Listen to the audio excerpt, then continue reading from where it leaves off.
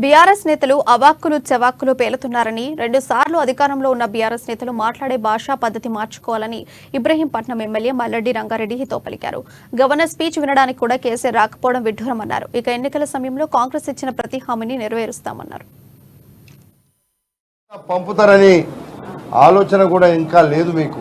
ఎంతసేపు అధికారం, ఇంకా మేము అధికారంలో ఉన్నాం, లేకపోతే మేము చేసిన 10 సంవత్సరాలు చాలా గొప్పగా చేసినామని మీరు అనుకుంటుండొచ్చు.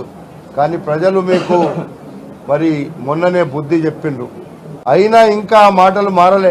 మా ముఖ్యమంత్రి గురించి మాట్లాడతారు. మొన్ననే ఒక ఆయన అంటాడు, ఆయన కొడుకు మా ముఖ్యమంత్రి మా గోరు ఏమన్నాడు, ఒక గోటికి కూడా పనికిరాడని. నీకు ముఖ్యమంత్రి మీద మాట్లాడేటువంటి నైతిక విలువలు ఎక్కడున్నాయని అడుగుతున్నాం. నువ్వు, నీ అయ్యా, మీ బిడ్డ, మీ భాష ఏంది? మీ భాష మాట్లాడుతుంటే నిజంగానే మేము ప్రజలు నవ్వుకుంటున్నారు. మీకు ప్రజల మీద ప్రేమ లేదు, ప్రజా సమస్యల మీద ప్రేమ లేదు. ప్రజలకు కావలసింది మీరు 10 సంవత్సరాలు చేయలేదు, మేము చేస్తుంటే ఓర్వలేకపోతున్నారు.